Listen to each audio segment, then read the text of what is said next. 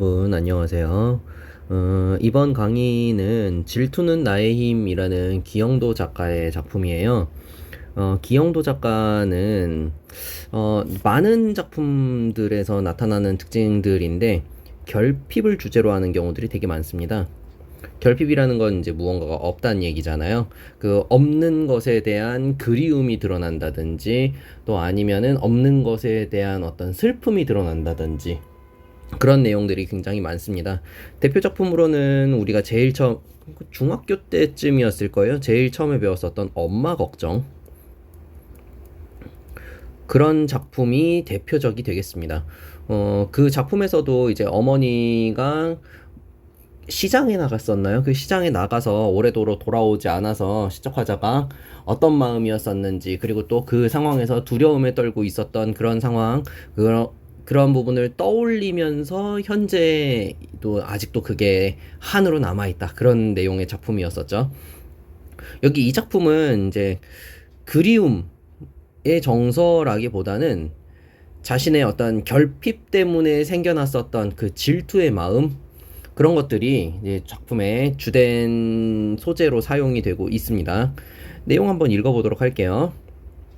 아주 오랜 세월이 흐른 뒤에 힘없는 책갈피는 이 종이를 떨어뜨리리. 지금 아주 오랜 세월이 흐른 뒤에를 가정을 하고 있죠. 옆에도 나와 있네요. 자신의 미래를 상상하고 있다. 자, 그 상황에서 힘없는 이 종이는 책갈피는 이 종이를 떨어뜨린대. 책갈피라는 거는 이제 책의 어느 부분을 표시해 놓는 그런 뭐라 그래야 되죠? 그 책갈피가 뭔지는 대충 알죠? 책에 어떤 표시를 해주는 그런 도구잖아요. 근데 그것이 이제 이 종이를 고정을 같이 시켜놨어야 되는데 그 종이가 이렇게 톡 떨어질 것 같답니다. 미래에 그 종이가 떨어지는 걸 보고 시적화자가 어떤 생각에 잠기게 될 것을 현재 시적화자가 추측을 하고 있습니다. 그리고 그 종이에 있는 내용들이 이 아래에 있는 그 시의 내용이라고 생각하시면 돼요. 그때 내 마음은 너무나 많은 공장을 세웠으니 어리석게도 그토록 기록할 것이 많았구나. 구름 밑을 천천히 쏘다니는 개처럼 지칠 줄 모르고 공중에서 머뭇거렸구나. 한번 끊을게요. 그때 내 마음이 많은 공장을 세웠대요. 공장은 무언가를 계속 만들어내는 거잖아. 근데 마음속에 그 공장이 있다는 거는 마음속에 어떤 욕구가 계속 생겨났다라는 의미 정도로 이해하시면 될 것 같아요. 근데 그것이 이제 어리석은 생각이었었고 기록할 것이 참 많았었습니다. 뭐 이런 얘기라고 하면 될까요? 뭐 여기다가도 이제 어떤 소속감을 느끼고 싶고 또 여기에도 뭐 자신의 어떤 역할이 있었으면 좋겠고 조금 더 나가서 내가 이것도 갖고 싶고 저것도 갖고 싶고 또 아니면은 더 한 단계 더 나가서는 나는 이런 걸 갖고 있어야 하는데 다른 사람도 이런 걸 갖고 있는데 다른 사람도 이런 역할을 할 수 있는데 왜 나는 그런 것도 아무것도 못하고 있지? 그런 거에 대해서 항상 고민하고 또 고뇌하고 했었다라는 겁니다. 그러니까는 그런 그 자신의 마음들을 기록해야 된다면은 기록할 것이 참 많았겠죠. 이해됐나요? 그래서 구체적으로 굳이 그리면은 그렇다라고 하지만은 여기서는 간단하게 좀 정리가 되어 있습니다. 여기 조금 크게 볼게요. 시를 쓰기 위한 무한한 열정으로 가득 찬 상태를 비유한다 라고 하네요. 여기서는 이제 시 쓰기의 행위 자체를 딱 얘기를 하는데 조금 그 포괄적으로 얘기를 합시다. 우리가 시를 쓰는 사람은 아니니까. 그래서 시적 화자가 어떤 갈망하는 것이 있었는데 그것에 대한 열정, 그것이 이제 많은 공장을 세웠다라는 것이 되겠고요. 그리고 그 다음에 어리석게도 그토록 기록할 것이 많았대요. 행위에 대해서는 이제 좀 후회를 하는 것이다 라고 생각하시면 되겠네요. 됐죠? 다음 조금 더 아래 내려가서 구름 밑을 천천히 쏘다니는 개처럼 지칠 줄 모르고 공중에서 머뭇거렸구나. 얘들아, 그 구름 밑을 쏘다니는 개가 어떤 모습인지 우리가 모르면 어떻게 하느냐라는 생각을 할 수도 있어요. 근데 그런 거는 그 시의 전체적인 맥락에 맡겨 놓도록 합시다. 그 바로 아래 나와 있잖아요. 지칠 줄 모르고 공중에서 머뭇거리는 모습이 구름 밑을 천천히 쏘다니는 개의 모습이었던 겁니다. 이런 것들이 우리가 몰라도 되는 이유는 뭐냐면은 이 여기 부분을 보시면은 여기가 직유법이겠구나라는 거를 우리가 알 수가 있잖아요. 직유법이고 이 아래가 원관념이죠. 그리고 이쪽이 옆에 구름 밑을 천천히 쏘다니는 개처럼이 보조관념이지. 이런 것들을 우리가 생각해낼 수만 있으면 됩니다. 그러면은 얘가 드러내고자 하는 원관념이 무엇인지, 그것을 어떤 것에 빗대어 표현했는지, 보조관념이 무엇인지 그런 것들을 구분해 줄 수만 있으면 됩니다. 그래서 자신의 어떤 모습을 구름 밑을 천천히 쏘다니는 개 같다라고 얘기하고 있었습니다. 그 모습이 어떤 모습이다? 지칠 줄 모르고 공중에서 머뭇거리고 있는 겁니다. 머뭇거리고 있다라는 건 어떤 의미인지 대충 알겠죠? 자신의 어떤 목표나 방향성 같은 것들을 설정하지 못하고 계속 방황하고 있는 겁니다. 이해됐습니까? 그런 방황하고 있었던 자신의 한스러움을 머뭇거렸구나, 뭐뭐 하는구나 라는 탄식이 드러나는 듯한 어조로 드러내고 있습니다. 여기 밑줄 쭉 쳐볼까요? 여기 요렇게 감탄형 어미 뭐뭐구나를 반복적으로 활용하여 자신의 행위에 대한 회한을 드러낸다. 그리고 과거의 삶에 대한 자신의 어떤 많은 공장을 세워서 기록할 것이 많았었던 그런 삶에 대한 평가가 일어나고 있습니다. 다음 더 읽어볼게요. 나 가진 것 탄식밖에 없어. 남은 게 이제 없는 겁니다. 탄식밖에 없는 겁니다. 저녁 거리마다 물끄러미 청춘을 세워두고 살아온 날들을 신기하게 세워보았으니, 이런 표현들이 굉장히 또 독특한 표현이죠. 저녁 거리, 시적화자는 저녁에 놓여 있습니다. 저녁이라는 시간적 배경에 거기다가 청춘을 세워두었대요. 그 자신의 뭐 과거의 몇 살의 모습, 뭐 몇 살의 모습, 또 언제 시절의 모습, 또 어떤 일을 하고 있었을 때 그런 모습들을 이렇게 줄줄줄줄줄줄 세워놨다. 그것들을 하나씩 되짚어 보면서 곱씹어보고 있다라는 얘기겠죠. 요런 거를 이제 문학 안에서는 요런 표현상의 특징으로 설명을 합니다. 요런 문학적 개념으로 추상적 관념을 구체적 대상으로 표현을 했다. 추상적 관념이라는 것은 청춘이라는 것이 추상적 관념이고, 구체적 대상이라는 것은 그게 마치 형태가 있는 것처럼 세워놓았다 라는 표현이죠. 자, 그러면 다시 시적화자는 탄식밖에 없습니다. 그래서 저녁 거리마다 자신의 과거의 모습들을 하나씩 세워보고 복기하고 있습니다. 과거를 회상하고 있는 거죠. 그리고 그것이 이제 살아온 날들을 신기하게 세워보았으니 라고 또 표현을 하고 있네요. 자, 그 다음 그 누구도 나를 두려워하지 않았으니, 자신의 좀 위풍당당한 모습, 그런 모습이 있었다면은 자신의 어떤 권위나 자신의 어떤 목표가 완성이 되고 그거에 대한 어떤 보상을 받을 수 있는 사람이었다면은 아무도 나를 두려워하지 않았을지 모르겠습니다. 두려워했을지 모르겠습니다. 이해됐죠? 어떤 위치에 있는 사람이면은 그 권위라는 것이 자연스럽게 존재하게 되고, 그리고 그것 때문에 다른 사람들이 나라는 존재를 두려워하고 그 다음에 어려워하고 그랬겠죠. 그게 이제 나쁜 것은 어떻게 보면은 아닐 수도 있겠습니다. 자신이 인정을 받았다라는 표현이고, 또 시적화자가 그런 어떤 정체성을 요구를 하고 있었으니까.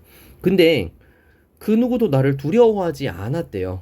그 얘기는 이제 다른 사람에게 인정받지 못했었대. 자, 지금 어떤 의미인지 알겠지? 시적화자는 계속 무언가를 바라고 원하고 있었고, 그런 것들의 열정으로 자신의 삶을 살아왔었던 거야. 근데 지금 와가지고 보니까는 아무것도 이루어진 게 없는 겁니다. 오히려 다른 사람들을 어떤 질투만 하기만 했었고, 미워하기만 했었고, 경쟁 상대로만 삼았었던 것 같습니다. 근데 그래 놓고도 그걸 이기지도 못하고 나를 두려워하지도 않는 삶의 모습으로 남아버렸던 겁니다. 됐나요? 내 희망의 내용은 질투뿐이었구나. 질투였구나 라고 하면은, 그래, 질투 외에도 다른 것들도 있겠지 라고 생각할 텐데, 뿐이었구나 라는 그런 보조사 때문에 시적화자가 자신의 삶에 대해서 질투라는 거에 대해서 아마 좀 부정적으로 생각하고 있겠구나 라고 우리가 느낄 수가 있는 것입니다. 열정적으로 해왔던 일이, 열정적으로 해왔던 일이 결국 다른 사람에 대한 시기와 질투였다라는 반성이 드러나고 있답니다. 이해됐습니까? 그리하여 나는 우선 여기에 짧은 글을 남겨둔다. 나의 생은 미친 듯이 사랑을 찾아 헤매었으나 단 한 번도 스스로를 사랑하지 않았노라. 나의 생이라는 것은 미친 듯이 다른 사람을 사랑을 찾아서 헤맸습니다. 여기서의 그 사랑이라는 거는 타인에게 인정받으려고 하는 그런 노력들이었겠죠. 그러니까 그것이 이제 질투의 근원이 됐었던 거고, 근데 그런 삶으로 나는 계속 살아왔지만은 스스로를 사랑하지 않았었다라는 거에 대한 탄식과 자조가 드러난다고 보시면 되겠네요. 그죠? 자조는 이제 스스로 쓴웃음을 짓는 행위인 겁니다. 헛웃음을 짓는다. 자신의 모습에 대해서 후회하는 듯한 웃음을 드러내는 것을 자조라고 얘기를 하죠. 어떤 내용인지 알겠죠? 자, 그러면은 아래쪽에 내려가서 이해와 감상을 한번 보도록 할까요?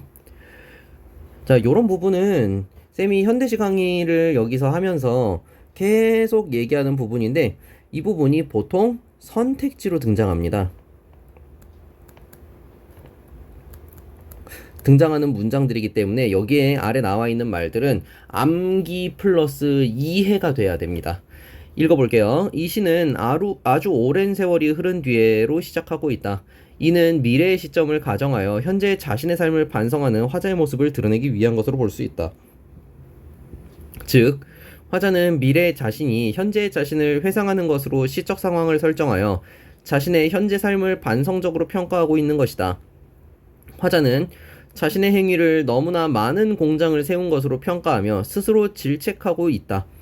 심지어 이런 모습을 일삼았던 자신을 구름 밑을 천천히 쏘다니는 개에 비유하고 있다. 급기야 화자는 자신의 희망은 결국 질투뿐이라고 생각하고 있다.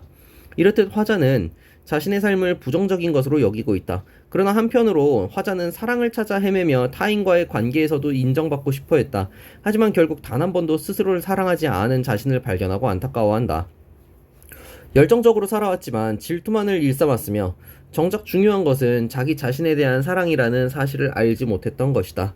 마지막에 주제의식이 한 줄로 다시 정리가 되고 있네요. 자, 요렇게 우리가 따로 밑줄을 한번 더 쳐줍시다.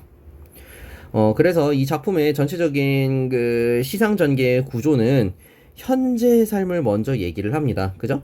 자신의 삶을 반성하게 될 미래, 책갈피는 뭐 이 종이를 떨어뜨리리라고 얘기했었잖아. 그리고 그 가정적 상황들이 아래 나오기도 했었죠. 자신의 현재의 모습을 반성적으로 평가하고 있습니다. 미래에 이 종이를 딱 떨어뜨릴 것을 생각하고 있잖아. 지금 현재의 삶을 쭉 적어놓은 시 같은 글을 통해서. 이해됐습니까? 다음으로 넘어가 볼게요. 작품연구소 부분은 항상 출제 요소로서 문제에서 물어보는 영역이 되겠습니다.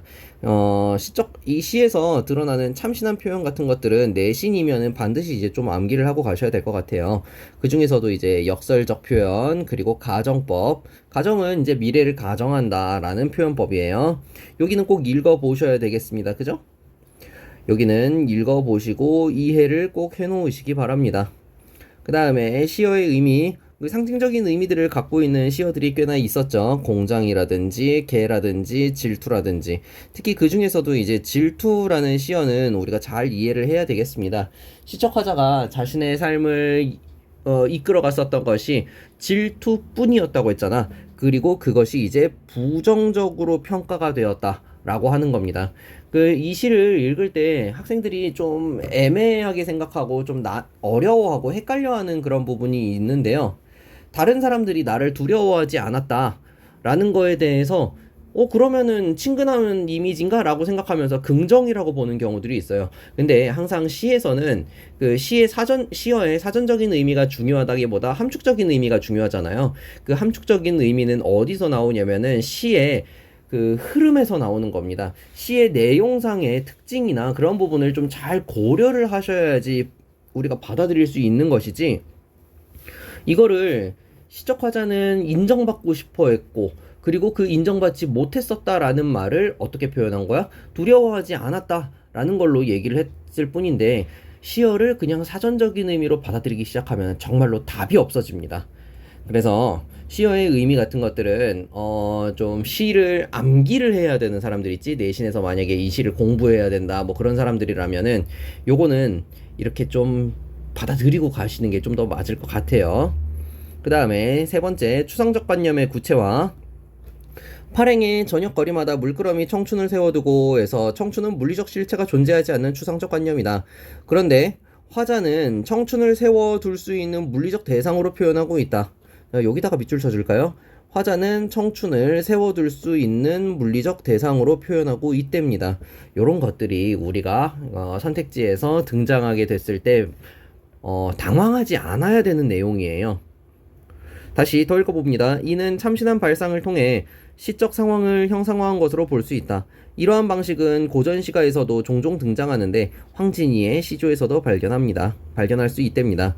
그리고 황진이의 시조가 여기 아래 나와 있죠. 여기 나와 있는 내용들은 여러분들이 따로 한번 더 읽어보시면 좋을 것 같습니다. 그 중에서도 밤을 허리를 베어냈다. 그리고 넣었다. 그리고 편다. 이런 표현들이 시적 화자가 추상적인 시간이라는 개념을 구체적으로 형상화했다. 라는 게 참신한 발상이다. 라고 우리가 기억을 하고 계시면 되겠네요. 됐나요? 그리고 요 자료실은 여러분들이 따로 읽어보면 좋을 것 같은데 이런 부분은 보통 이제 보기 이런 형태로 등장을 하게 되죠. 이해됐나요? 오른쪽에 날개도 한번 풀어보시고 그리고 여기에는 지금 정답이 없죠. 담당 선생님에게 이거 문제 정답 알려주세요 라고 하면은 선생님이 정답을 알려주실 겁니다. 강의는 요 정도로 마무리를 할게요. 고생 많으셨습니다 다들.